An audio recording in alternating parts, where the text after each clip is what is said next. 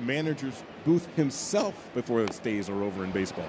Trev, great stuff there. There's a bunt, and it's a brilliant one.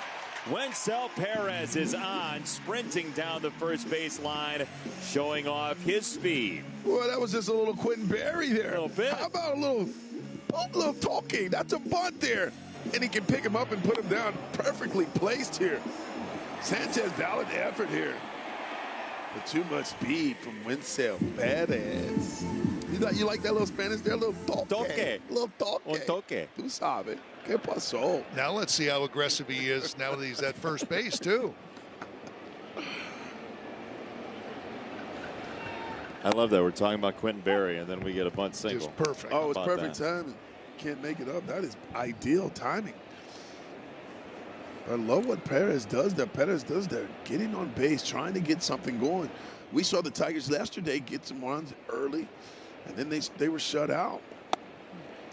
So when I was in AAA, Quentin Berry was playing for AAA Norfolk, and he didn't like the call by an umpire, and so this is awesome. It was one of the great ejections of all time.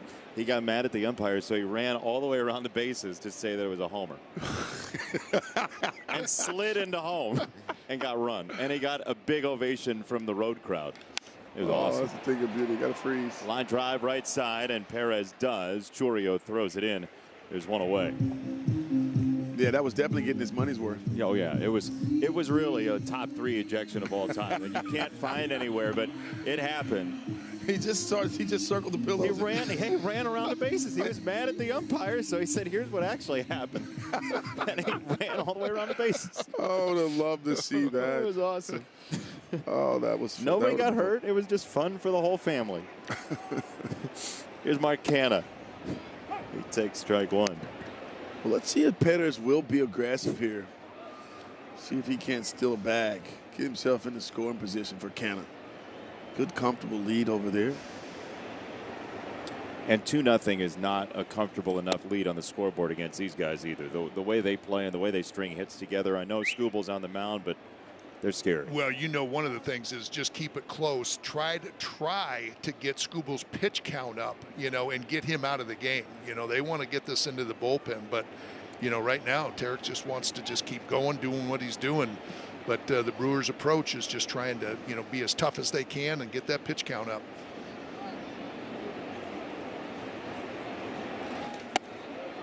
I had the Guardians yesterday, and Stephen Vogt, first-year manager of Cleveland, said something that I think applies right here. He said, the way we've been thinking about it a lot of the time is we got to beat their starter. Because we have a bullpen we've used a lot, talking about Cleveland. We got to beat their starter. We got to get up early and give some of our other guys an opportunity. Guess what? Mark Canha got hit again. Old Beanball caught a second one. Yeah. I'm glad you brought that back because that's exactly what I was thinking. Old Beanball there.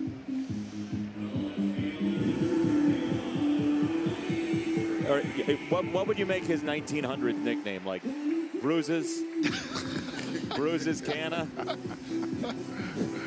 You had old Hoss Radborn, right? Like he's got to have a 1900s nickname. Give me a moment. Yeah, give me a moment. Yeah, that's a Jay, that's a good not one. as witty as you are. Off the cuff, just quickly throwing things out there, okay? Okay. All right. Don't give me that look. Some break I don't here. need that from you. Well, I'm going to give it to you. You got a headset, too. You can say whatever you want. No, I got nothing for you. You see how quickly he throws those out there? It's just, okay, well, Dan, what do you have? I know. We don't have them. He just sits around and just, boom, just comes up with them. Yeah. I have no hobbies.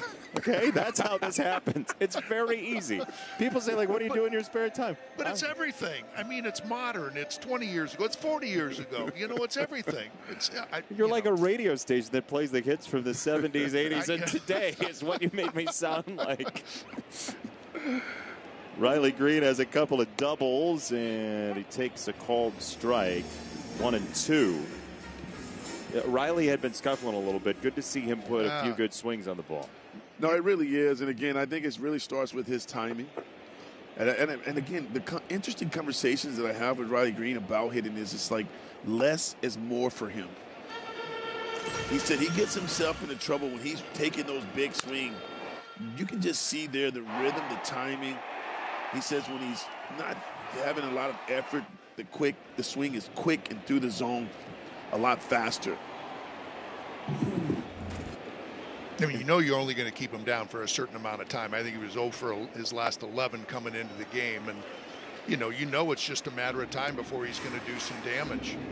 Well, I don't know if you guys know this, but on the road trip, too, Riley Green doesn't like to take batting practice on the field. He takes it in the cage. He wants it to be more controlled. He said at times you get out here to the field and you can find yourself trying to lift and separate, trying to hit homers.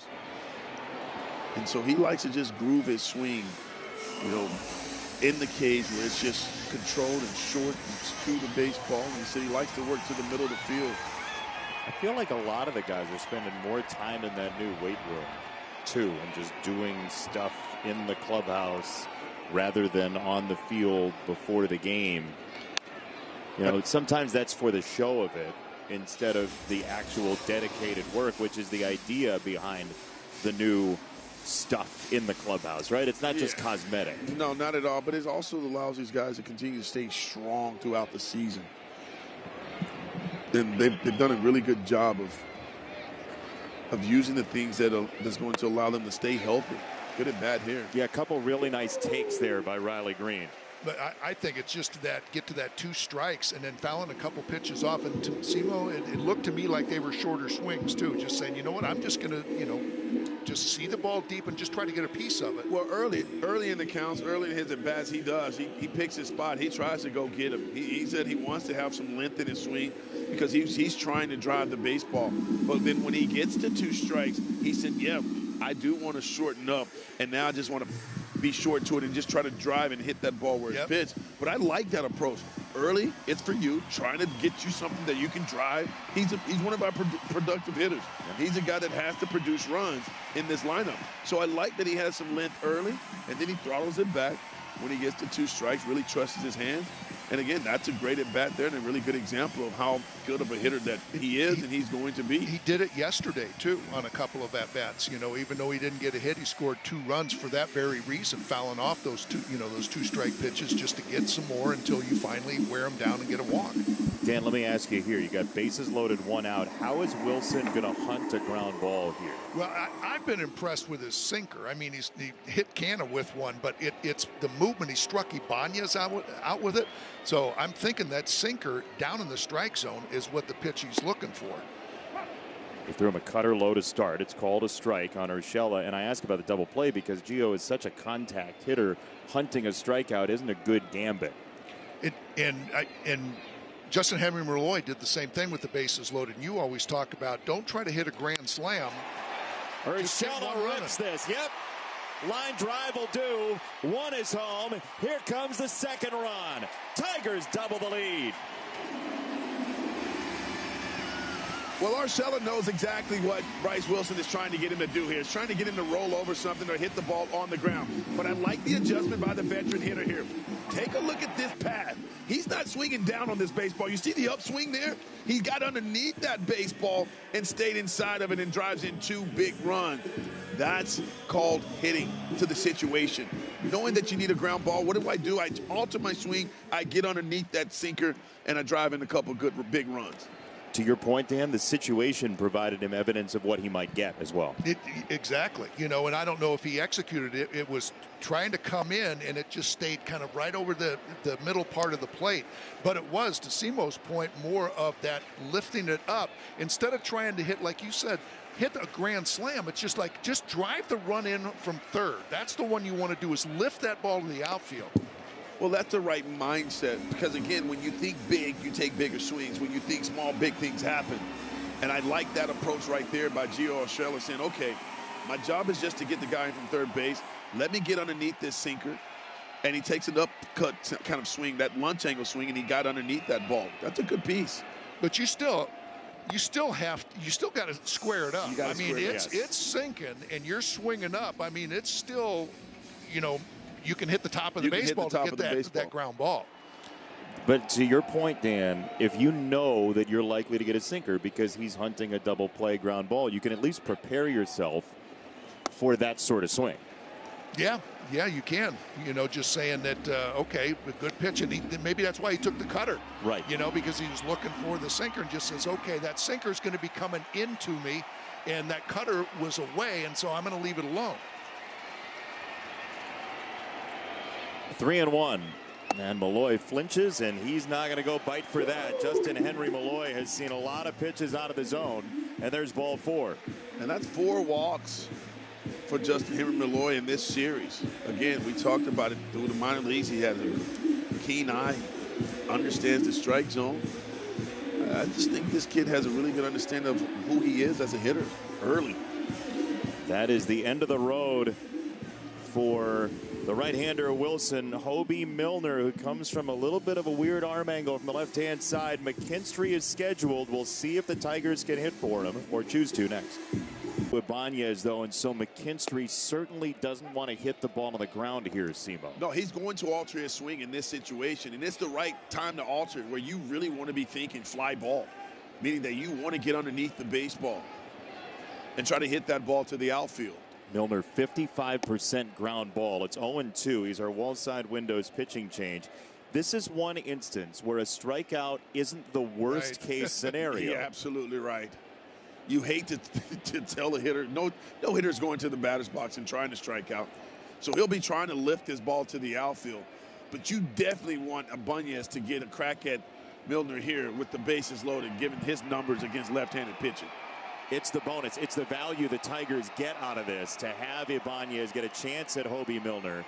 It's 1-2, and McKinstry loops it into left field. A teardrop down onto the grass, and 2 more runs come home. That is exceptional from Zach McKinstry. Yes, indeed it was. Jay, this is hitting at its finest. This ball running away from it, and that arm angle there, butt out. But it was about how he stayed through that baseball. Take a look at the hand positioning there. He got fooled, but the hand stayed back, and he just stays underneath and just pokes that ball out to short left field. Man, nice adjustment there by McKinstry. See, I'm watching that whole at bat, watching his front foot, his right foot, and where it was, you know, with the lefty dropping down to see if he was stepping towards first base. And every one, he was going right back towards the pitcher. That's why he was able to stay on that breaking ball and just touch it into left field, because of that right foot going right back at the pitcher. Yeah, with that arm slot of Milner, you cannot afford to pull out. The minute you pull out, you give up the whole left side of the diamond. This one ricochets off of Sanchez. Watch this footwork by McKinstry, Dan. Right, this is the side swing, but just see him just pick it up, and that's what just gives him just enough to keep that barrel. If he pulls off that ball, as you say, Simo, he runs out of bat. Yes, he does. And it misses the end of the bat. Well, how about that timing there for McKinstry to come up big against the lefty on lefty? That's his first knock against a left-handed pitcher. He was 0 for 6 before that. Check swing, ball 3. And again, McKinstry, number 1, keeps the ball off the ground, but then number 2 gets the bonus of 2 knocked in. Just a wonderful piece of baseball there, as it's 3-2. Andy's trying to do some major damage on a changeup. Yeah, you don't get cheated 3-1. And Andy rarely, he's not going to check swing there. You don't want to alter your swinging just to make contact here. So nice job there by Andy, just swinging through that changeup. But you see the difference in the swings between the two guys. McKinstry knows he's not in the advantage there, lefty on lefty, and so he's trying to make contact and trying to create something out of nothing. Andy Ibanez trying to hit a ball to Jupiter. Yes, he is. Given his track record against left-handers. Be surprised if he doesn't drive something here in the left center gap. Hard hit up the middle, base hit. Andy Ibanez comes through, and the Tigers torment the Milwaukee bullpen for one more at least. Yeah, that worked out really well for the Tigers, giving Ibanez an opportunity to go up against the lefty. And here's that difficult arm slot there, but Ibanez picks this ball up well, stays right on it, and hits it right back through the middle. Malloy scores. And Zach McKinstry very aggressively going first to third. Yeah, a couple of pitches, where the change up and made him look a little bit awkward there. But, just you got to like Andy Ibanez up against a left-handed pitcher. You got to like your chances. I got good news for you. What is it? Look at the Bally Bar. Tigers have scored at least 3 runs in the game. So tomorrow, visit, and remember the word, visit a participating Arby's location and get a free small order of curly fries. I told you, I found out the hard way. Curly fries for everybody. Dan went to the only Arby's that didn't participate in the Midwest. Oh, no. No curly fries for you. But I bought them anyway. Oh, of course. Yeah, he did. Once you get curly fries on the menu. That is awesome. Dan, that's funny. So good. Jake Rogers is the 9th hitter of the inning. The Tigers have started a parade on this Sunday. Now Raja fly ball right field. Chourio back at the wall, and it's gone.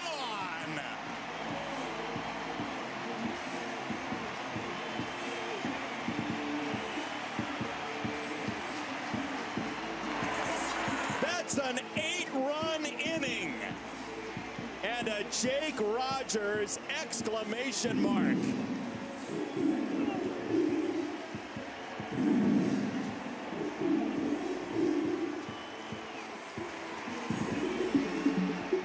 Just love how the game works itself out. With McKinstry getting it done from the left side against the tough lefty, getting his first knock, drives in a couple. It set the stage for Ibanez to come up and drive a ball up the middle to drive in a run. But then it was Jake Rogers. Oh, raking Jake Rogers with an opposite field bomb. Take a look at this swing here by Jake Rogers. Ball out over the plate. Yeah, good rhythm, good timing. Kaboom! That ball goes traveling out to right field. Bombs away. Still only 1 out. 6 in the 4th. Then the Twins later scored 6 in the 8th. The Tigers scored 4 in the 9th. And then a field goal from Jason Hansen won it. Hernandez in out of the bullpen for the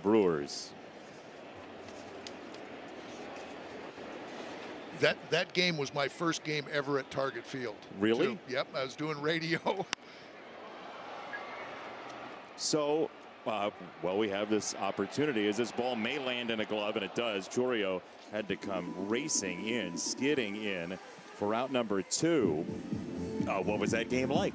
Exactly like you described with a Jason Hansen field goal. I mean, that's what we kept saying. It was almost, it got to be kind of funny. It was just like, somebody go up and then, I mean, it was just bombs away. It was one of those games where everything was carrying. I mean, there was just no stopping either team. Akil Baddoo played in that game. He had an RBI double, among other hits. He was 2 for 5. Here's Matt Vierling. Eliezer Hernandez misses inside, ball 1. Well, go along on this journey with us. Thud.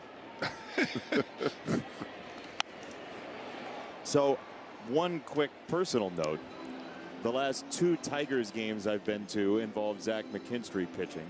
Last night I went to Marlins Guardians, and Emmanuel Rivera pitched for the Marlins. And we may be closing in on something like that for Milwaukee. Matt Vierling gets himself a pizza to 342 off the orange wall for a double. I was thinking the same thing, saying absolutely get a position player in there, a little payback. But Matt Vierling, he says, I want to join the party here. That's just one of those spinners that we've seen him launch for home runs, especially against the Toronto Blue Jays. He gets that and hammers it down the left field line. Poor second base umpire Bruce Dreckman is like, I don't want to be part of this celebration. Bruce ended up on the poster. Here's Canna to take a strike. These are the fun days for offenses, Simo. No, it really is. And again, you love to see the guys keeping the line moving. And really, it was great situational hitting.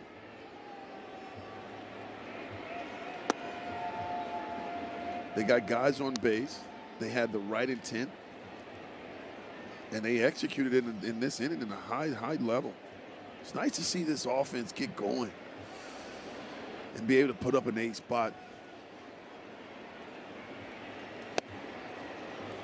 And it's just that, I mean, the Tigers did it early yesterday, but I mean, I think there's something to that early. You score early, especially in that first inning, and, you know, Riley Green coming up with the first big hit. And I think that sends a message to the rest of the lineup. They start feeling comfortable. Into right field. The big hit in the inning was about 40 miles an hour less than Tarek Skubal's hottest pitch today for McKinstry at 62, but this was crushed. Rogers says that one's for you. Take a bite.